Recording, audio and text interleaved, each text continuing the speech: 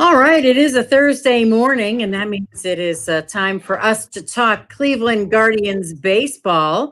Don't forget, we're live on Facebook right now, too, if you want to check that out.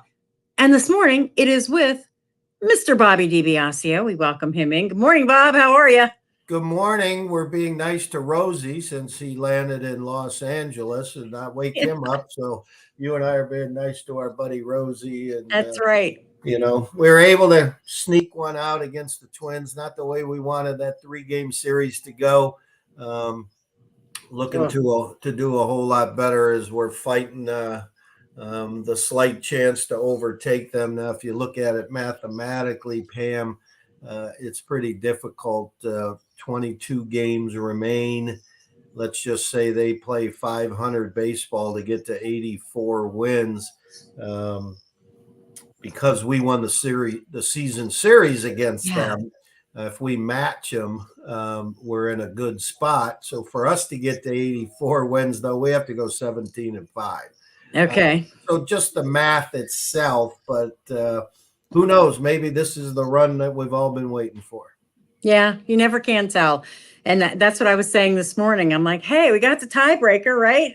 Yeah, that's one issue that you can check off. It just, this year has been one where inconsistencies have really played a role, let alone the fact that our starting rotation, Quantrill and Bieber and McKenzie last year each started 30 plus games.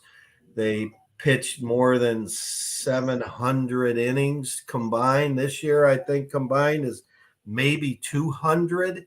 Wow. And so we had to throw our young kids into the fire. And for the most part, they've done a good job. But what that meant is we've had to watch their innings, the amount of intensity that they've pitched, they've never done before.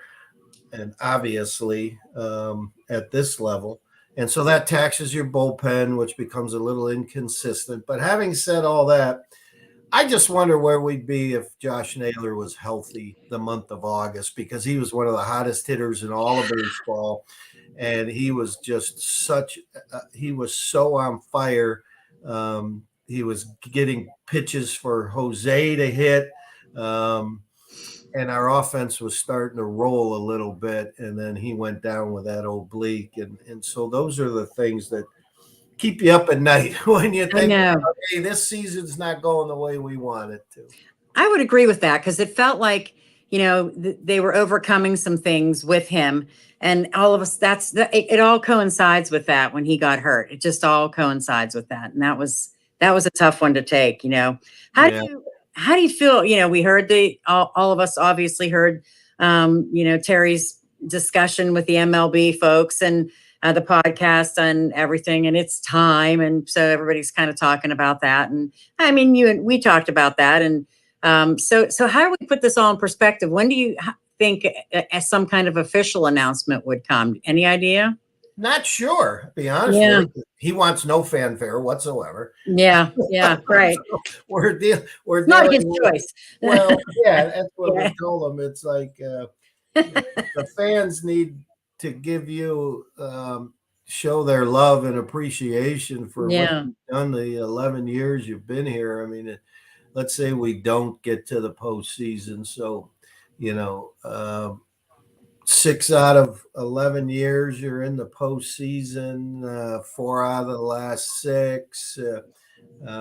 He's done some things to earn 3 Manager of the Year awards in our uniform, and just that unique connection where he grew up in Cleveland Stadium clubhouse because of his dad playing for us. And so those are all the things that keep swimming in your head, that how blessed we were to get this guy for as many years as we did. I mean, 11 years as your manager, but then you think about him as a person, 23 years of the stress and pressure of being a big league manager. I can't imagine what that does to your innards. Yeah, I know. It just,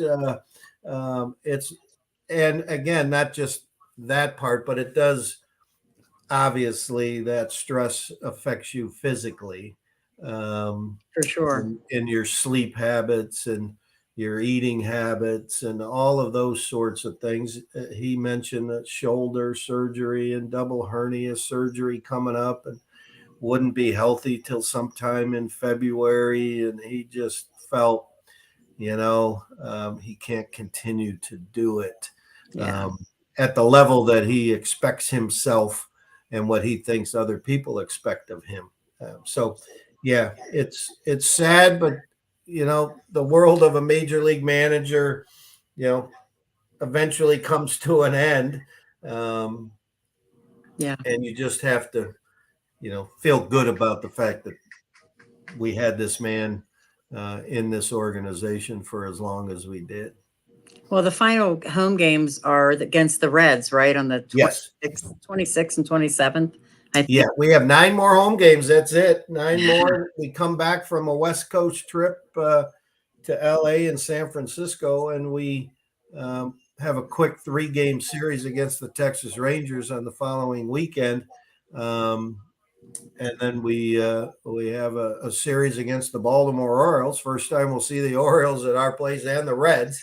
And we finish with a 2-game set against the Reds, and then we go to Detroit to end the year. So it's pretty amazing. We're sitting here talking about only 9 more home games left for the remainder of the season. Again, it just goes by in a blink of an eye. So get there to cheer the team on so we can at least get there to tie them and get the tiebreaker. That's right. So, to, pay your respects to Terry Francona as well. Yeah, that hopefully we're going to be able to work with him to do what's appropriate. I know he doesn't want to stand out at home plate and have all these things, Yeah. gushing over him. It's just not how he's built and what he's all about. We tried that when he became the winningest manager in franchise history, and we ended up just doing something with his coaching staff and the trainers and strength coaches, just that inner group and a select few of us in the front office in a meeting room where people got up and said a few words instead of doing it out on the field. So we'll wait and see. Hopefully we can talk the send-off that he absolutely deserves. You are right. Well, we will talk again soon, Bob. Thank you for coming on today. You got it, Pam. Always fun. Take care. Go Guardians.